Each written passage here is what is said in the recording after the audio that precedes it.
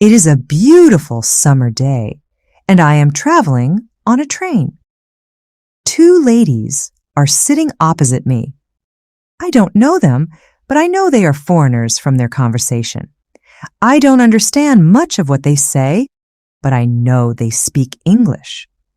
I also want to speak English, but I am a beginner. I don't know many words. However, this is an opportunity for me to speak English. I decided to try to speak to the ladies. I say some sentences in basic English, and they understand what I say. I don't know many words and speak slowly, but the ladies are kind and patient. I can have a simple conversation with them. I told them that I wanted to learn English. They are happy when they hear that and tell me they are from England. They are traveling home from a conference. We speak for about 10 minutes. Then it's time for me to get off the train. While I thank them for speaking with me, they gave me their address and phone number. They tell me I can visit them in England if I want to, and then we say goodbye. This is how my journey in learning English begins. After this meeting, I decided to work on my English skills more. I translate texts and I watch films in English. I work on my English for 2 hours almost every day. In 6 months, I can speak quite well. It is excellent, but I want to know more. I decided to go to London to study English there. In London, I chose a school which I expect is reasonable. I look forward to my first lesson. The lesson is on Monday. On my first day at school, I met my teacher and the other students. My teacher is a young lady. She's charming. She asks everybody to introduce themselves and say where they are from. Then the lesson starts.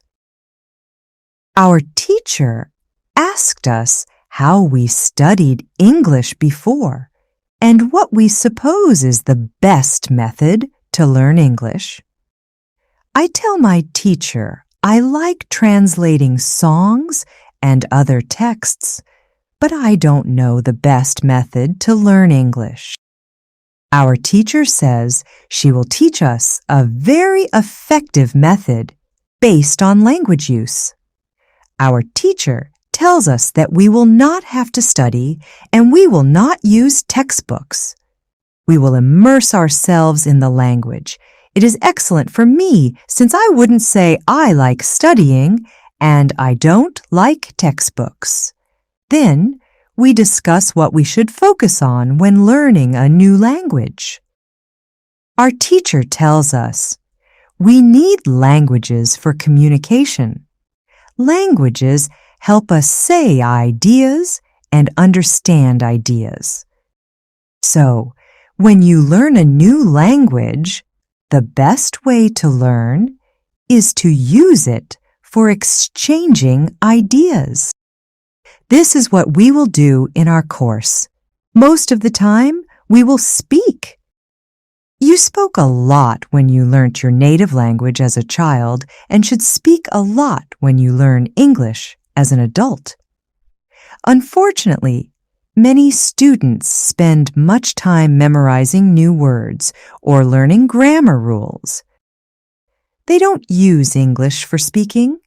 They study the language, but they don't use it very much. Of course, you need to learn new words and grammar, but you don't have to study them. During this course, I will show you an effortless and effective way to learn new words and grammar. I like what our teacher says. Our lesson continues. We speak about our hobbies and what we do in our free time. We speak in pairs or with our teacher. It is excellent, and we speak for the entire lesson. I enjoy it so much.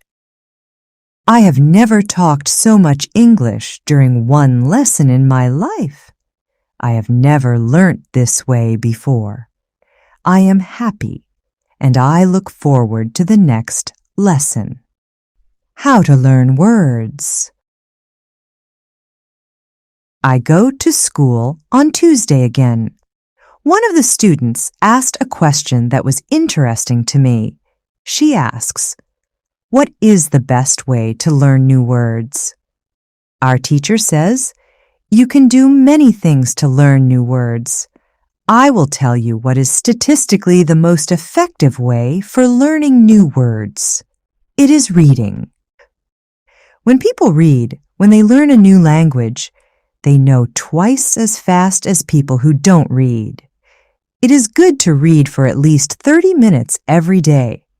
I want to show you what you should do if you're going to get the maximum gains from reading. First, the book or text you read must interest you. You must enjoy reading. The book can be a nice story or helpful information for your job or hobby. Don't read a text that isn't interesting for you. Reading a text where you know most of the words is also good. When you don't know many words, you can get frustrated. You always want to enjoy everything you do while using English. Choosing a text that is exciting and suitable for your level is good. When you read the text and see a word you don't understand, you get a dictionary and look up the word. Then you continue reading. You don't have to write the word anywhere. You don't have to make a list of new words. You don't have to try to remember the word. You only focus on understanding the text. When it is clear what the word means, you continue reading. Anytime there is a new word for you, you do the same. Reading also has another significant advantage. When you read, you learn new words, and you also know how every word is connected to other words in the sentence. Then you can see how to link the words correctly. This way of learning new words is very effective. Give it a try, and you will see how fast you can learn new words. Then we continue with the lesson. We speak about the situation in England and the best jobs for students. This is good for me because I want to have a job. I want to do something after my class. I ask other students if they know where I can find a job. They told me that I should go to a job center. The job center offers a lot of jobs for students. This is good for me, and I am happy. I know where to find a job. When my day at school is finished, I go to the job center.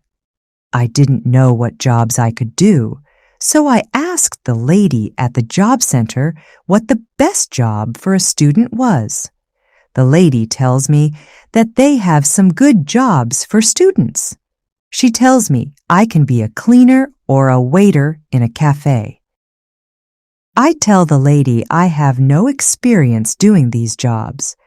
She tells me my English is good enough to work at the cafe. The training is not difficult, and I can have more chances to speak English than being a cleaner. She tells me that I can start my job on Thursday. It is all good for me. I'm happy that I have a job where I can practice English. How to learn pronunciation. On Wednesday, I go to school again. One student in the class is quieter than the other students. He is from South Korea. When our teacher asks if we have any questions for her, this student from Korea says that he has a question. He says that he has a big problem with pronunciation. He knows his pronunciation is not very good, but he doesn't know how to improve it. He doesn't speak much because he doesn't want others to listen to his wrong pronunciation. He says that he reads and watches films in English a lot.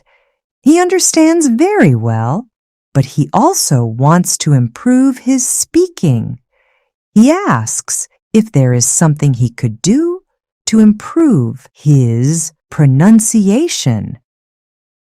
When my teacher hears this, she says, "Okay, I will tell you something about pronunciation and how to practice it. I will also teach you a great technique that can help all of you to be better at pronunciation." First, we have to look at why students have problems with pronunciation. When we speak, we have to move our mouths. We have to use muscles in our mouths. We all do that. The problem is that when you speak English, you sometimes use your muscles the same way you would in your native language. Then, your pronunciation is different from the pronunciation of native speakers. This happens to many students who learn English. Almost everybody has a slightly different pronunciation than they should have.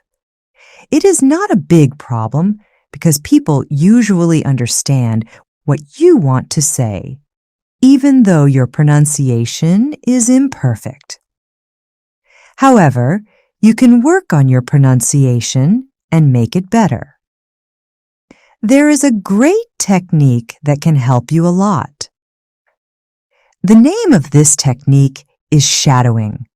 The plan is straightforward.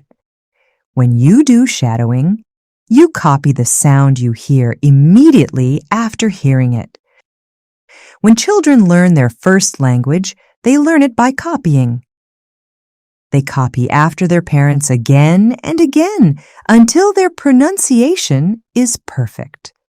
You can learn English pronunciation in the same way. This is what you can do. Take some video or audio recording that is not very fast and that you understand very well. You listen and you copy what you hear when you hear it. That is all. Then, our teacher goes to youtube.com and searches for the shadowing technique. She finds a good video where the shadowing technique is well demonstrated. We watch the video. Then, we all try to do shadowing for about 3 minutes. Then, our teacher tells us, "Shadowing is also good when you are preparing for a presentation you have to give in English, and you want to have your pronunciation as close as possible to the pronunciation of native speakers. Before the presentation, you can go someplace alone and shadow for about 10 minutes. You will see how much it will help you better pronounce during the presentation." This is very interesting to me. I haven't heard about this technique before. When the lesson finishes, I go to the school reception. I ask the lady if there were any sports activities at school. I want to play some sport in England. The lady at the reception says, "Yes, we have a table tennis team and a football team.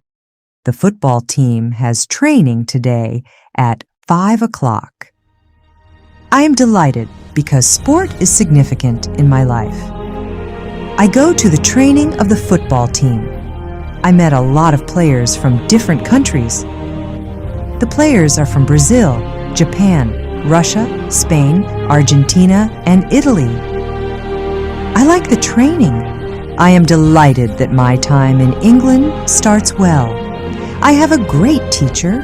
I also have some new friends from my football team. Also, tomorrow I am starting my job."